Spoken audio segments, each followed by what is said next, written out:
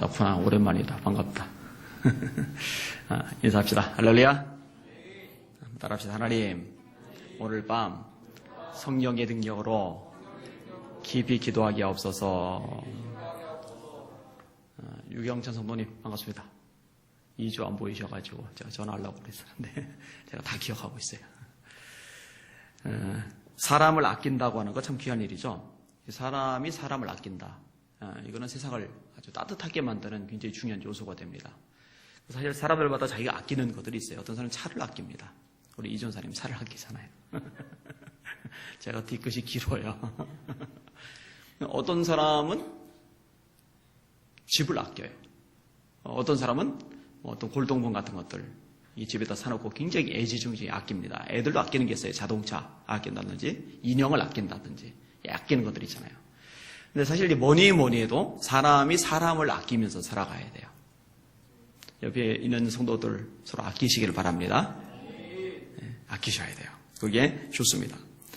하나님이 크게 사용하신 사람들 보면은요, 사람을 아끼는 마음이 있어요. 그는 하나님의 마음을 가졌다는 겁니다.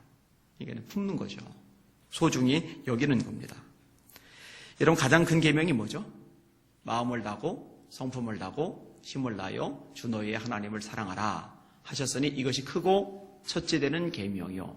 또 둘째는 이와 같으니 네 이웃을 네 몸과 같이 사랑하라 하셨으니 이것이 온 율법과 선지자의 강령이니라. 온 율법, 모든 율법, 모든 선지자, 이걸 딱 압축한 게 뭐냐? 하나님 사랑과 이웃 사랑이죠. 이 이웃 사랑이란 개념 속에 사람을 아낀다는 개념이 들어가 있어요. 사랑하는데 어떻게 아끼지 않을 수가 있습니까? 사랑하면은 아낄 수밖에 없는 겁니다. 빌리 그레 목사님은 워낙 유명하시죠. 아마 다들 아실 겁니다. 우리나라에 와서도 저 여의도 공원이기 이전 광장일 때 아주 어마어마한 대규모 집회를 열고 그분이 주강사로 오셔서 말씀을 전하셨었어요. 그런데 이분이 젊고 아직까지는 유명하지 않았던 한 젊은 목회자와 대학생 집회에서 만날 기회를 가졌습니다. 늦은 밤에 그 젊은 목사님하고 아내가 일리노이 대학 캠퍼스에 있는 숙소에서 실채비를 하고 있을 때예요. 누가 이제 문을 똑똑똑 놓고를 해요. 문을 열고 보니까 그 거물 목사님, 빌리 그레 목사님이 종이 봉지를 들고 서 계시는 거예요. 깜짝 놀라죠. 이런 분이. 알고 보니까 독감에 걸려서 소화가 안 된다는 말을 들었어요. 직접 약을 사가지고 그 젊은 목회자, 무명의 목회자에게 갖다 주려고 찾아와서 문을 두드린 거예요. 이 젊은 목회자가 얼마나 감격을 했는지요. 엉뚱한 얘기를 해요. 목사님, 저 이 약 못 먹습니다. 목사님이 직접 사신 이 약 비닐 캡슐에 넣어서 영구 보관하겠습니다. 영광이라 이거죠. 이 젊은 목사님은 점점 성장을 해갑니다. 그러다가 죄를 져요. 큰 죄를 져요. 진짜로. 자신의 죄를 인정하고 자신이 이끌던 조직이 이 사회에 사표를 제출합니다. 그리고 아내와 함께 어두운 터널의 과정을 지나갑니다. 근데 집에 오는데 전화벨이 울려요. 전화 받고 싶겠어요? 어느 전화도 안 받아요. 근데 이 전화가 끝없이 울리는 거예요. 도대체 누구길래 이렇게 끝없이 전화를 하나. 이 전화를 받았어요. 받았더니 빌리 그레 목사님. 빌리입니다. 내내 전화를 하고 있었어요. 저는 하나님이 당신을 이미 용서하셨고 저 또한 당신을 용서했음을 말하고 싶어서 계속 전화를 했습니다. 젊은 목사님이 나중에 고백을 합니다. 내가 기억할 수 있는 한 이것은 아내를 제외하고 내가 처음으로 들어보는 용서의 말이었습니다. 나는 울었습니다. 이 사람은 나의 처한 상황에 대해 어찌 이리 빠른 소식을 들었으며 왜 시간을 들여 나에게 전화를 하고 이런 희망의 말을 전달하는 것일까? 이 빌리 그레 목사님이요, 이 젊은 목사님의 죄악이 습관적인 죄악이 아님을 알아요. 일시적으로 넘어진 것, 질뿐이라는 것, 그리고 잠재성도 가지고 있다는 것, 하나님을 사랑하고 있다는 것, 영혼들도 사랑하고 있다는 것, 그리고 많은 자제를 가지고 있다는 것 알아요. 근데 이제 자포자기로 모든 것을 끝내고 포기하려는 것도 알아요. 그리고 절대로 그렇게 되게 해서는 안 되겠다고 작정을 했고 전화를 건 거예요. 이 젊은 목사님은 회복이 되었습니다. 그리고 사람들에게도 이제 인정을 받기 시작을 해요. 영향력을 점점 크게 미치기 시작을 합니다. 특별히 이분은요, 글을 굉장히 잘 써요. 이분의 책이 많은 사람들을 살리기 시작을 합니다. 누군지 아세요? 이 목사님이? 고든 맥도날드 목사님. 세계에서 첫 손가락에 꼽을 만큼 대단한 기독교 경건서적의 저술가입니다. 아마 빌리그램 목사님이 아니었으면 고든 맥도날드라는 이 위대한 인물은 기독교 역사상에서 찾아볼 수 없었을 겁니다. 한 사람을 아끼는 그 마음이 살린 거죠. 참 감동이 되는 이야기입니다. 여러분 어떠세요? 여러분을 아껴주는 사람이 있습니까? 여러분 어떠세요? 여러분은 여러분 주변 사람들을 그렇게 아낍니까? 우리 서로 아낄 수 있기를 원합니다. 소중히 여길 수 있기를 원합니다. 힘들 때, 지칠 때, 주저앉을 때, 자포자기할 때, 그때 집요하게 노크할 수 있는, 집요하게 전화할 수 있는, 집요하게 찾아갈 수 있는, 그리고 하나님이 여전히 너를 사랑하신다라고 말할 수 있는, 그리고 나도 역시 너를 사랑한다라고 말할 수 있는 우리 공동체가 되시기를 주님의 이름으로 축원합니다. 무엇보다 감사한 것은요, 예수님이 참 집요하시다는 거죠. 사람을 너무너무 아끼신다는 거죠. 제가 참 좋아하는 구절 중에 하나가 요한복음 13장 1절입니다. 예수께서 자기가 세상을 떠나 아버지께로 돌아가실 때가 이른 줄 아시고 세상에 있는 자기 사람들을 사랑하시되 끝까지 사랑하시니라. 제가 굉장히 많이 이야기한 본문이요, 요한복음 마지막 부분이죠. 베드로 얘기. 부활하신 예수님을 만나고 나서도 옛삶으로 돌아가요. 나 고기 잡으러 가겠다고. 예수님을 만나기 이전의 삶으로 도망가 버렸어요. 이 베드로가 영향력이 있으니까 나머지 제자들도 같이 따라갔어요. 그 정도쯤 되면 손 놓을 만한데 예수님은 자기 발로 예수님 앞에 다시는 나타나지 못할 것 같은 베드로를 위해서 친히 예수님 당신의 발로 갈릴리 바다까지 찾아가시고 배를 뒤집어 부실 수 있잖아요. 예수님 풍랑 잠자게 하실 수 있는 것처럼 풍랑을 일으킬 수도 있잖아요. 부활의 주님까지 만나고 옛삶으로 돌아갔으니 괘씸하게 생각하고 배를 뒤집어서 물 실컷 먹이게 한 다음에 해변에 뻗어있는 베드로 배를 눌러가면서 입에서 막 물 나오게 하면서 이제 이딴 짓 또 한 번 하면 넌 죽는다? 이러실 만도 안 돼. 고기를 우수룩하게 잡히게 만드시잖아요. 그 베드로를 위해서 떡을 준비하시잖아요. 생선을 구워서 먹이시잖아요. 저는 그 본문이 너무너무 좋아요. 너무너무 은혜가 돼요. 그래서 제가 설교 중에도 굉장히 많이, 아마 수백 번 인용해서 그 본문 내용은. 아마 앞으로도 제가 은퇴하기 전까지 그 이야기는 끝없이 나올 거예요. 이게 예수님이 사람을 대하시는 방식이거든요. 오늘 설교 제목입니다. 한번 따라합시다. 사람을 아끼시는 예수님. 바꿔서 해볼게요. 나를 아끼시는 예수님. 예수님이 여러분을 정말로 아끼십니다. 여러분을 정말로 소중히 여기십니다. 잊지 마시기를 바랍니다. 꼭 기억하시고 힘을 내시기를 주님의 이름으로 축원합니다. 자, 오늘 본문에 보면은 예수님이 제자들을 아끼시는 장면이 나옵니다. 푹 쉬게 하시죠. 자, 30절, 31절을 같이 한번 읽을게요. 시작. 사도들이 예수께 모여 자기들이 행한 것과 가르친 것을 낱낱이 고하니 이르시되 너희는 따로 한적한 곳에 가서 잠깐 쉬어라 하시니 이는 오고 가는 사람이 많아 음식 먹을 겨를도 없습니다. 예수님이 제자들을 파송하셨어요. 파송하실 때는 한 명 보내신 적이 없어요. 반드시 2명씩 보내셨어요. 전도서에 있죠. 홀로 있어 넘어지고 일으킬 자가 없는 자에게는 화가 있으리로다. 동역자가 꼭 필요해요. 동역자가. 그래서 한 사람이 복음을 전하면 옆에서 중보기도 해줄 수 있잖아요. 한 사람이 쓰러지면 옆에서 일으켜줄 수가 있잖아요. 그래서 2명씩. 12명일 경우는 6팀으로, 70명일 경우는 이제 35팀으로 나눠서 예수님이 쟤들 쫙 이렇게 보내시는 거예요. 마찬가지죠. 지금도 저와 여러분을 보내세요. 왜 보내시느냐? 복음을 전하라고 보내시는 거죠. 여러분, 저와 여러분의 사명이 전도라는 거 잊지 마세요. 여전도회가 왜 존재해요? 전도하라고.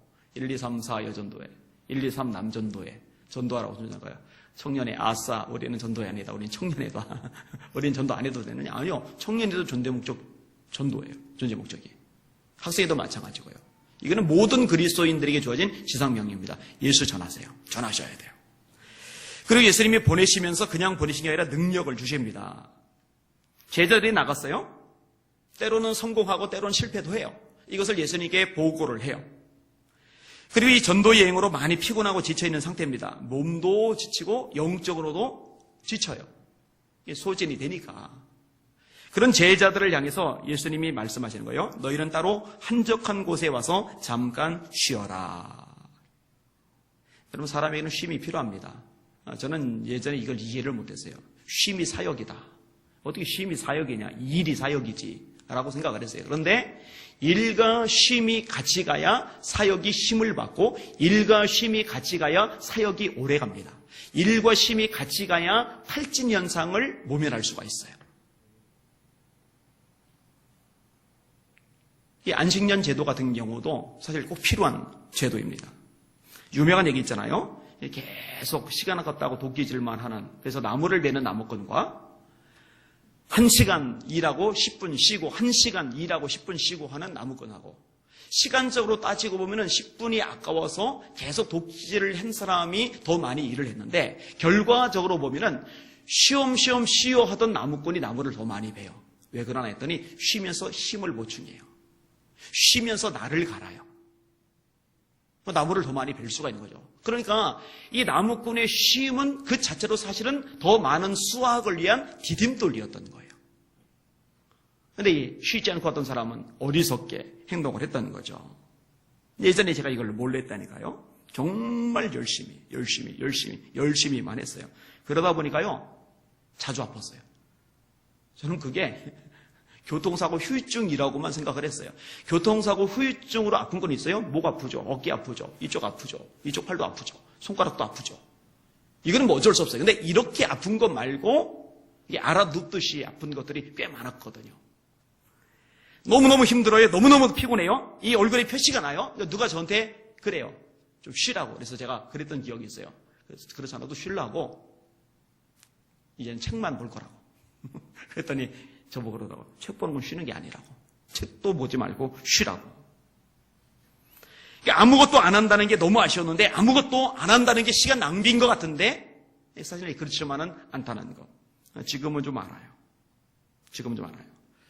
물론 쉼이라고 할 때 몇 가지 특징이 있습니다. 이 일을 한 다음에 쉬는 겁니다. 평상시에 열심히 쉬고 거기다 또 쉬는 거는, 그거는 이제 의미가 없는 거예요. 그죠? 그거는 바람직하잖아요. 여러분, 안식일도 그렇습니다.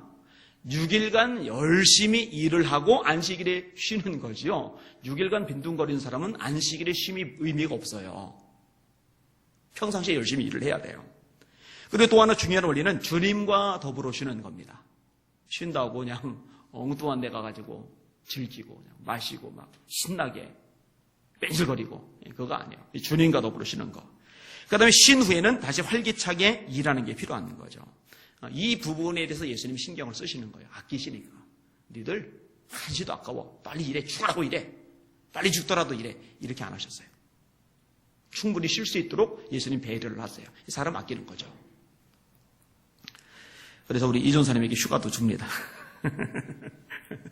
자, 두 번째로 예수님이 무리를 보시고서 어떤 반응을 보시느냐, 불쌍히 여기시는 거죠. 32절에서 34절까지 같이 읽을게요. 시작. 이에 배를 타고 따로 한적한 곳에 갈새 그들이 가는 것을 보고 많은 사람이 그들인 줄 안지라. 모든 거울로부터 도보로 그곳에 달려와 그들보다 먼저 갔더라. 예수께서 나오사 큰 무리를 보시고 그 목자 없는 양 같음으로 인하여 불쌍히 여기사 이에 여러 가지로 가르치시더라. 예수님이 배를 타셨어요. 배를 타시고 한적한 곳으로 갔어요. 한적한 곳으로 가신 이유는 조용한 시간을 가지고 싶어서. 근데 사람들이 예수님이 어느 방향으로 갔는지 정보를 얻어냈어요. 그러더니 죽어라고 걷고 뛰어서 예수님 계신 곳까지 갔어요. 모여든 거예요. 예수님께 모여든 이유는요, 두 가지로 정리가 됩니다. 성경에 이 두 가지로 말씀이 되어져요. 첫째는 말씀 들으려고. 예수님 말씀이 능력이 있거든요. 마태복음 7장에 보면은 그 가르치시는 것이 권세 있는 자와 같고 저희 서기관들과 바리새인 같이 아니하밀러라. 서기관도 가르쳐요. 바리새인도 가르쳐요. 예수님도 가르쳐요. 그런데 예수님의 가르침은 서기관의 가르침이나 바리새인의 가르침하고는 달라요. 권세 있는 자와 같아요. 저 계속 기도하는 제목 중에 하나입니다. 하나님, 제가 하나님의 말씀을 전할 때 사람의 말로 들리지 않게 해주세요. 이 말씀에 권세가 있게 해주시옵소서. 거긴 힘이 있거든요. 또 하나 예수님께 모여드는 이유는요, 병고침입니다. 말씀도 듣고 병고침도 낫고자 하여 예수께 모여오되, 제가 요즘 하여튼 한이 맺힌 사람처럼 이 부분 놓고 기도를 해요. 제가 아무리 고민을 하고 기도를 하고 생각을 해봐도요. 사람들이 일단 와야 말씀을 들어요. 어디 가서 집회할 때도 마찬가지예요. 와야 말씀을 들어요. 근데 일단 오게 만들 수 있는 가장 강력한 도구는요. 치유예요. 치유. 병고침이에요. 병고침. 아산병원 얼마 전에 제가 갔었습니다만 거기 주차장 규모가 상상을 초월합니다. 2층, 3층, 4층, 5층까지 막 땅속으로 파고 내려가요. 그 넓은 공간. 그런데요. 뱅뱅뱅뱅 돌아요. 자리가 없어요. 와, 어디서 이렇게 사람들이 모여드는지. 하루에 10,000명 이상이 온답니다. 그러니까 그 안에요. 온갖 편의시설이 다 갖춰져 있는데 사람이 바글바글해요. 물론 이번에는 예외였어요. 메르스 이후에 한산하더라고요. 그런데 거기 모여드는 사람들이 거기 가서 뭘 받아내느냐, 뭐 선물 주느냐, 아니요. 자기 돈 내는 거죠. 자기 돈. 돈도 보통 돈입니까? 그 병실도 비싸요. 치료비도 비싸요. 그런데 내면서 모여들잖아요. 왜? 병 고쳐준다고. 그런데 그렇게 돈 들이지 않아도 예수 이름으로 치유의 역사가 일어나면 얼마나 좋겠어요. 사도행전 4장 30절 말씀. 그 말씀 듣고 또 기도해요. 주여 이제도 저의 위협함을 하감하옵시고 종들로 담대히 말씀을 전하게 하옵시며 손을 내밀어 병을 낫게 하옵시고 표적과 기사가 거룩한 종 예수의 이름으로 이루어지게 하옵소서. 이 초대교회 성도들이 모여서 합심 기도하는 거예요. 하나님 담대히 말씀 전하게 전도하게 해주세요. 하나님 손을 내밀어 병자들 일으키게 해주세요. 하나님 표적과 기사가 예수님의 이름으로 이루어지게 해주세요. 이 기도를 뜨겁게 모여서 드리니까 하나님이 성령을 부으시고 그 성령의 능력으로 나가서 역사할 때 막 능력이 나타나잖아요. 빌립 집사님 보세요. 사마리아 지역에 엄청난 성령의 바람을 일으키잖아요. 여러분 그 기도 해주세요. 저를 위해서도 기도해 주시고 제가 집회 나가는 곳에서 그런 역사가 일어났도록, 그래서 말씀도 듣고 병고침도 받고자 모여들도록, 그리고 여러분 스스로를 위해서도 서로 기도를 하세요. 자신을 위해서도 기도를 하세요. 하나님 말씀을 전하게 해주세요. 예수 이름으로 병자를 일으키게 하여 주시옵소서.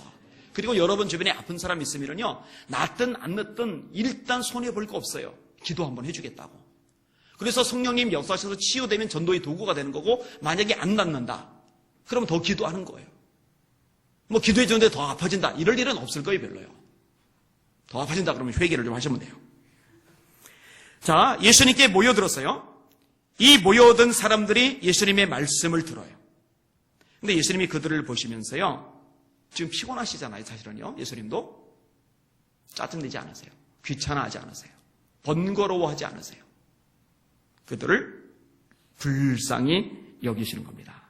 이것이 예수님의 마음입니다. 여러분, 한편 손 마른 사람이 있어요. 이 사람은 손을 펴지를 못하니까 앉지를 못해요. 물건을 짚지를 못해요. 일을 못해요. 할 수 있는 게 아무것도 없어요. 예수님 이 사람이 불쌍해요. 그래서 손을 펴게 만드셔요. 근데 바리새인들은 불쌍히 여기는 마음이 없어요. 안식일 날 왜 병을 고치냐고 툴툴거리고 짜증을 내는 거예요. 예수님이 훨씬 낫죠. 사람을 불쌍히 여기는 마음이 있으니까. 예수님은 삭개오를 불쌍히 여기셨어요. 친구도 없고 아무 집에도 초대받지 못하고 자기 집에 초대해봐야 아무도 가지도 않고 길거리에서 마주쳐봐야 삭개오에게 인사하거나 눈웃음 짓는 사람도 없고 돈은 좀 있는데 늘 외로운, 늘 외톨이인 삭개오, 그가 불쌍한 거예요. 그래서 뽕나무에 올라가 있는 삭개오 나무 밑에까지 가셔서 그를 바라보시면서 그의 이름을 부르시면서 내가 오늘 네 집에 유하여야 하겠다고. 사람들이 수근거리는 거 알지만 삭개오와 어울리는 즉시 예수님도 같이 욕먹는 대상이 될 줄 빤히 아시지만 그 삭개오를 불쌍히 여기는 예수님의 마음이 욕먹는 것 따위에 영향받지 않게 하시는 거죠. 그게 예수님이에요. 그게 예수님. 여러분 정말 예수 믿는 사람들은 약한 사람, 왕따 당하는 사람의 편이 돼줄 수 있어야 돼요. 우리 애들 보고도 제가 그런 얘기 예전에 했었는데 너네 반 애들 중에 왕따 당하는 애 있으면은 같이 왕따 시키면 안 되고 못 본 척해도 안 되고 그의 편이 돼줘라. 편이 돼줘서 좀 어려워지더라도 그게 용기다. 예전에 그런 얘기 했던 기억이 있어요. 이렇게 무리를 불쌍히 여기신 예수님은요, 저를, 그리고 여기는 여러분들을 불쌍히 여기십니다. 여러분 혹시 불쌍히 여긴다는 말 기분 나쁜 사람 있어요? 기분 나빠. 왜 나를 동정해? 나 동정하지 마. 나 그런 거 싫어. 혹시 이런 사람 있어요? 그 바람직한 자세 아닙니다. 이 불쌍히 여기는 마음은요, 굉장히 좋은 마음입니다. 내가 누군가를 불쌍히 여기잖아요. 그럼 그 사람을 향해 미운 마음이 사라져요. 내가 누군가를 불쌍히 여기잖아요. 그러면 내가 다가가게 돼요. 내가 누군가를 불쌍히 여기게 되잖아요. 그럼 그 사람을 위해서 뭔가를 내어주게 되어 있어요. 이 불쌍히 여기는 마음이요, 사람과 사람 사이의 관계를 굉장히 많이 살리는 역할을 합니다. 부부 사이에도요, 남편이 아내가 남편을 불쌍히 여기는 마음이 남아있잖아요. 그럼 그 불쌍히 여기는 마음이 관계를 유지하도록 지켜주는 보호막 역할도 합니다. 그래서 성경에 보면은요, 바울 사도가 이렇게 말합니다. 따라합시다. 서로 불쌍히 여기며.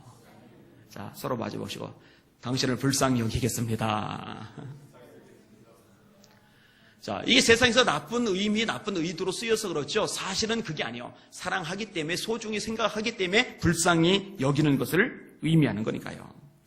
부모가 자녀를 불쌍히 여기면 간절한 눈물로 기도하게 됩니다. 자녀가 이제 늙어진, 이제 병이 난 부모님을 불쌍히 여기게 되면 효도를 하게 돼 있어요. 근데 그 마음이 냉랭하니까, 냉정하니까 뒷짐지는 거죠. 이 불쌍히 여기는 마음은요, 참 귀한 마음인 겁니다. 특별히 저와 여러분을 예수님이 불쌍히 여기신다, 이것을 인해서 감사하시기를 주님의 이름으로 축원합니다. 저와 여러분이 영원한 심판에 지옥에 떨어져서 고통당할 것 불쌍히 여기셔서 당신께서 저의 죄를, 여러분의 죄를 다 대신 지시고 십자가에 죽으신 거예요. 그리고 말씀하시는 거예요. 믿어라. 내가 네 모든 죄를 지고 십자가에 죽었으니 이제 네가 나를 믿으면 네가 죄 사함을 받고 하나님의 아들과 딸이 되며 멸망이 아닌 구원, 지옥이 아닌 천국에 갈 수 있다. 이것을 믿어라 라고 우리에게 말씀하시는 겁니다. 믿으실 수 있기를 주님의 이름으로 축원합니다. 사실 이 기도도 좋은 기도예요. 하나님 저를 불쌍히 여겨주세요. 예수님의 비유에 나오는 세례의 기도죠.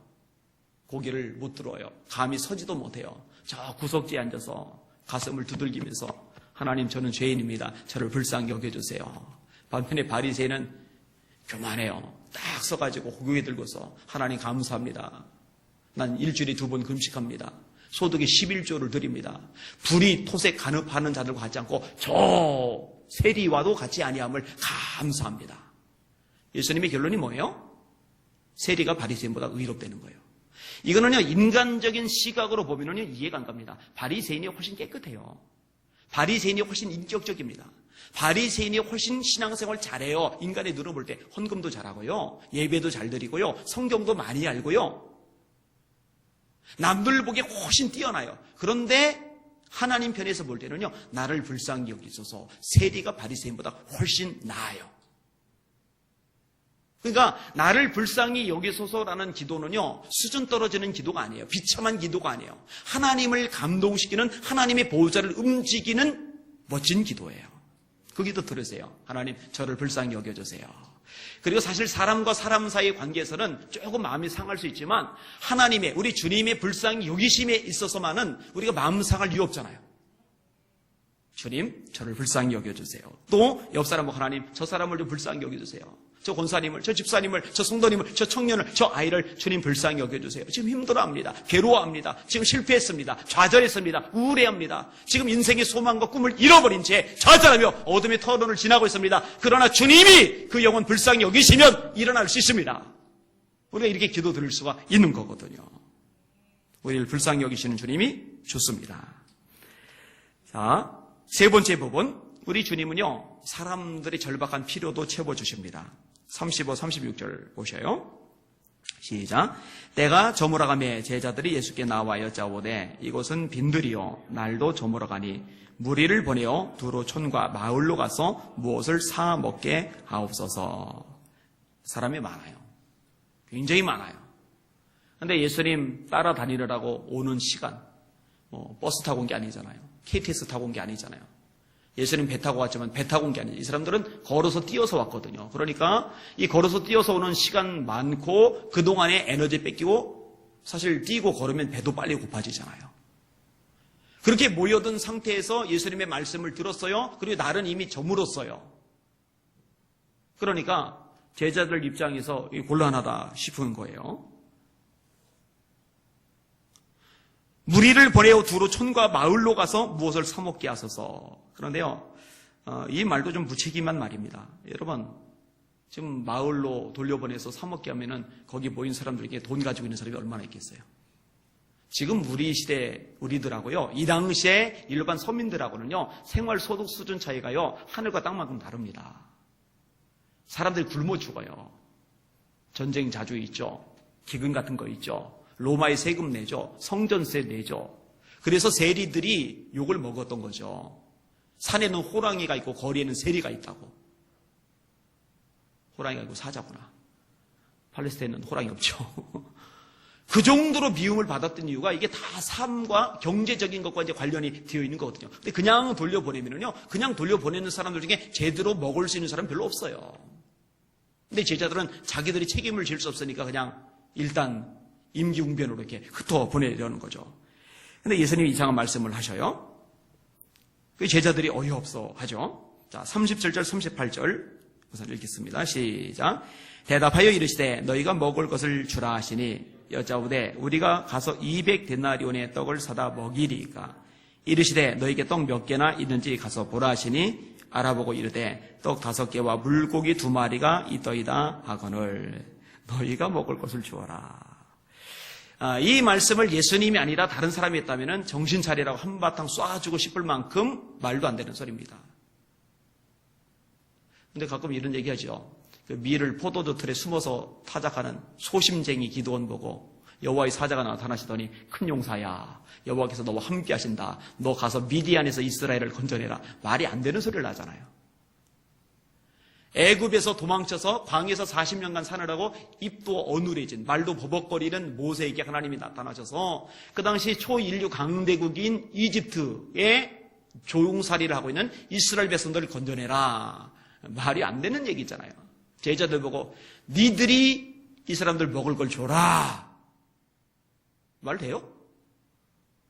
여러분, 부활하신 다음에 예수님이 제자들을 보고 너희는 온 천하에 다니며 만민에게 복음을 전파하라. 모든 족속으로 제자를 삼아라. 앞부분은 마가복음 16절, 뒷부분은 마태복음 28절. 말이 됩니까? 그들 사회적으로 상류층도 아니고 언어 구사 능력 뛰어난 사람도 아니고 학력 수준이 많은 사람도 아니고 정말 물고기 잡아먹는 것 같은 소박한 일을 하던 사람에게 세계를 맡기는 거예요. 땅끝을 맡기는 거예요. 이 말이 됩니까? 말이 안 되잖아요. 그죠? 근데 여러분 기억하실 게 있어요. 적어도 그 말씀을 하시는 분이 예수님이시라면 그 말은 말이 됩니다. 예수님이 그렇게 쓰시겠다는 거였거든요. 그러니까 스스로에 대해서 너무 열등감, 자격지심 이런 거 느끼지 마시고 메뚜기 콤플렉스에 빠지지 마시고 하나님 앞에 마음을 좀 열었으면 좋겠어요. 시편 81편 10절이죠. 따라합시다. 네 입을 넓게 열라. 내가 채우리라. 제자들이 볼 때 이해가 안 가요? 우리가 어디 가서 200데나리온의 떡을 사다 먹이리까? 당장 200데나리온 돈 없어요. 그 200만 원 정도 됩니다. 아니다. 200만 원이 아니죠. 한 데나리온을 5만 원 따지면 1000만 원이죠. 한 데나리온을 10만 원 따지면 2천만 원이죠. 여러분, 제자들 수중에 그 돈이 있을 리 없죠. 그 돈 없어요. 그리고 돈이 있어도 어디서 떡을 사옵니까? 광야인데, 광야란 말이에요. 그리고 설사 광야에서 민가가 가깝다고 쳐도, 백보 양보에서 가깝다고 쳐도 어느 떡집에서 2천만 원어치 떡을 한 번에 내놓습니까? 여러분, 요 근처에 있는 떡집 가가지고 1시간 드릴 테니까 2천만 원어치만 마련해 주세요. 이래보세요. 절대 마련 못합니다. 그러니까 이거는 해결 방법이 없어요. 근데 예수님이 해결하시죠. 떡 5개, 물고기 2마리로. 그래서 오병 이어라고 한 거죠. 자, 39절에서 44절까지 쭉 한번 읽어볼게요. 시작. 제자들에게 명하사 그 모든 사람으로 때를 지어 푸른 잔디 위에 앉게 하시니 때로 100명씩 또는 50명씩 앉은지라. 예수께서 떡 5개와 물고기 2마리를 가지사 하늘을 우러러 축사하시고 떡을 떼어 제자들에게 주어 사람들에게 나누어 주게 하시고 또 물고기 2마리도 모든 사람에게 나누심에 다 배불리 먹고 남은 떡 조각과 물고기를 12바구니에 차게 거두었으며 떡을 먹은 남자는 5,000명이었더라. 여러분, 주님이 개입하시면은 무엇인지 가능하다는 거 믿으십니까? 네, 믿으실 수 있기를 바랍니다. 이거 믿으셔야 됩니다. 이번 주간에 그 MDB생 4명이 저를 찾아왔어요. 이런저런 얘기를 나눠요. 감사해요, 저는. 한번 오면은 한 돈 10만 원씩 깨져가지고 그게 좀 부담이 되기는 하지만 그럼에도 감사한 이유가 뭐냐면은 좋은 영향을 미칠 수가 있어요. 이번에도 이제 이런저런 얘기를 많이 나눴어요. 근데 그 중에 이제 어떤 얘기가 나냐면은 한 젊은 교수가, 제 나이 또래 교수가 설교를 하는데 그러더래요. 이 성경 말씀 나는 솔직히 이해가 안 간다. 이성적으로 이해될 수가 없는 일이다. 혹시 여러분들 중에 이해가 되는 사람이 있으면 나한테 와서 좀 가르쳐줘라. 내가 배우겠다. 이렇게 설교를 해야 돼요. 제가 한마디 했어요. 그 사람 쫓아내야 된다고. 여러분, 그런 사람이 신학교에서 MD생들, 신학생들 가르치면은요, 거기서 어떻게 믿음이 큽니까? 한 교수, 저보다 선배이신 분인데, 이분도 헛소리를 자꾸 했어요.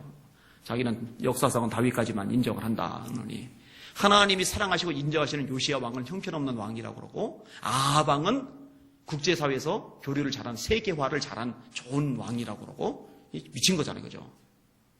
그래서 제가 이제 그거 문제 제기하는 글을 썼고, 서울신대에서 진상조사위원회가 만들어졌어요. 제가 신학정책위원회 위원장 되신 목사님께도 전화를 해서 이런 사람 남겨놓으면 안 됩니다 그랬어요. 그래서 그분이 결국은 잘렸어요. 근데 또 다른 영향력 있는 분이 구약학에서 잘렸는데 원어 교수로 도로 또 끌어들였어요. 제가 막 속이 막 부글부글 끓어요. 그래서 저한테 잘하는 교수님들도 꽤 있지만은 거꾸로 서울신대를 흔드는 목사 이렇게 말하는 사람들이 있어요. 돌려서 또 들었어요. 그 얘기를 제가. 근데 흔들어서라도 솎아낼 필요가 있어요. 제가 조금 더 영향력이 생기면은 그 부분도 띄워줄 생각입니다. 여러분, 하나님의 말씀이 말입니다. 우리의 이성, 우리의 상식, 또 과학적인 어떤 테두리 안에 갇혀있는 말씀이라면은 하나님은 전능한 분이 아닙니다. 저는요, 제가 이야기도 수없이 말하지만 제 머리로 이해가 되는 하나님이라면 저 그 하나님 안 믿습니다. 제 머리로 이해되는 하나님이라면 제 인생 전제를 그분에게 맡길 이유가 뭐 있어요? 내 머리 믿고 내 테두리 내서 내가 열심히 헤쳐나가고 살아가면 되는 거지. 여러분 잊지 마세요. 하나님은 창조주십니다. 사람이 헤아릴 수 있는 한계를 넘어섭니다. 그리고 믿는 자에게 지금도 이런 역사들이 일어나요. 많이 봐요. 저 자신도 많이 경험을 했어요. 그리고 요한복음 12장이 말씀대로 네가 믿으면 하나님의 영광을 보리라. 네가 믿으면 하나님의 영광을 보리라. 로마 4장에 바랄 수 없는 중에 바라고 믿었다. 그게 아브라함의 믿음이죠. 그런 믿음을 가진 저와 여러분들 되시기를 주님의 이름으로 축원합니다. 자, 아무것도 없는 광야. 민가가 멀어요. 떡집도 멀어요. 돈이 있어도 해결이 안 돼요. 그런데 거기에 예수님이 계시고 예수님이 배고픈 무리를 위해서 역사하셔서 그 필요를 채워주세요. 이게 우리 예수님이십니다. 여러분, 저와 여러분의 필요도 예수님께서 채워줄 수 있다는 것, 그분께는 가능하다는 것 믿으시기를 바랍니다. 먹고 사는 게 힘들고 삶이 고달프고 절망과 좌절이 찾아오고 너무너무 피곤하고 지칠 때 그때 자포자기하지 마시고 능력이 주님께 나오시고 그 능력이 주님을 만나시고 그 능력이 주님의 역사를 경험하실 수 있기를 주님의 이름으로 축원합니다. 인생길 험하고 마음 지쳐 살아갈 용기 없어질 때 너 홀로 앉아서 낙심치 말고 예수님 품으로 나오시오. 예수님은 나의 생명, 믿음, 소망, 사랑 되시니 십자가 보혈 자비의 손길로 상처 입은 너를 고치시리. 구약의 말씀을 인용하면서 예수님은 꺼져가는 심지를 끄지 않으세요. 상한 갈대를 꺾지 않으세요. 꺼져가는 심지는 꺼야 끓음이 안 납니다. 상한 갈대는 그냥 꺾어 버려야 오히려 유리해요. 어차피 쓸모가 없으니까. 그런데 예수님은요, 그러질 않으세요. 십자가 보일 자비의 손길로 상처 입은 나를 고치시네. 평생의 모든 꿈 머무러줘 세상의 친구 다 떠날 때 어둠에 앉아서 울지만 말고 예수님 품으로 나오시오. 예수님은 나의 생명, 믿음, 소망, 사랑 되시니 십자가 보혈 자비의 손길로 상처 입은 나를 고치시리. 나 너무 좋아해 가사가. 맞아 부를게요.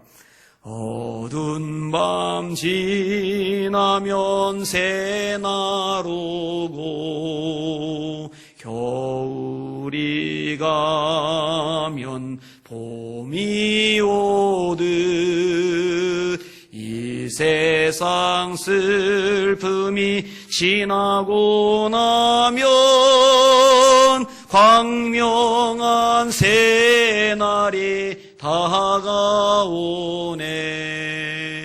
예수님은 나의 생명, 믿음, 소망, 사랑 되시니 십자가 보혈 자비의 손길로 상처 입은 너를 고치시리. 쉬시려고 한적한 곳을 찾으셨는데 무리들이 꾸역꾸역 모여드는 거요. 아이고 귀찮아, 짜증나, 신경질나, 나 좀 내비두지 가리라. 그들에게 말씀을 전하시고 배가 고플까봐, 그냥 가다가 기진해서 쓰러질까봐 능력을 행사하시는 거예요.